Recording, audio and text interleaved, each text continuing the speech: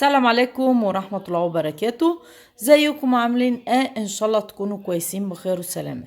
قبل ما يبدأ فيديو عايزة اقول لكم كل سنة وانتم طيبين ورمضان كريم. فاضل كام يوم على رمضان، فان شاء الله رمضان كريم لكل المسلمين.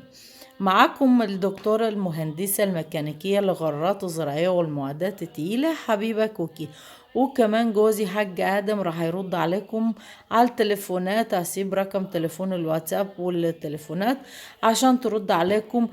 وكمان قبل ما ابدا الفيديو حبيت اوريلكم كده المنظر الجميل اللي انتوا شايفينه ده، اللي انا بنشوفه وانا بنسافرين في اوروبا وفي الاماكن اللي بنروح نجيبوا الغرارات. فقلت هيبدا فيديو كده بالمنظر الجميل ده. وحالا راح نخش على الغرارات. انتوا راح تشوفوا الفيديو اللي راح هيجي دلوقتي.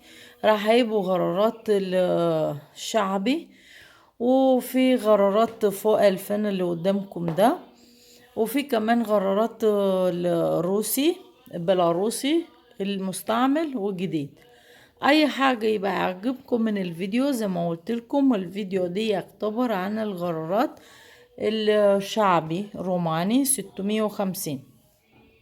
اللي ما اشتركش في القناة يكون اشترك ويدوس الجرس ويحط لايك عشان يوصل لكم كل جديد.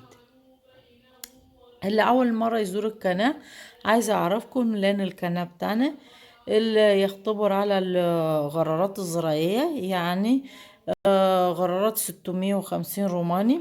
وانا الشركة في كونستانسا في رومانيا بنصدر لجميع العالم غرارات زراعية. كل الانواع غرارات زراعية شغالين فيها وبنصدر. شركة بتاعنا انترناشنال يعني دولية، يقدر يشتري من اوروبا كلها ومن كندا ومن امريكا ومن كل العالم، ويقدر يصدر في اي مكان العالم برضو. ان شاء الله يكون عجبكم الفيديو، واشوفكم امتى وازاي في الفيديو جديد. الى اللقاء.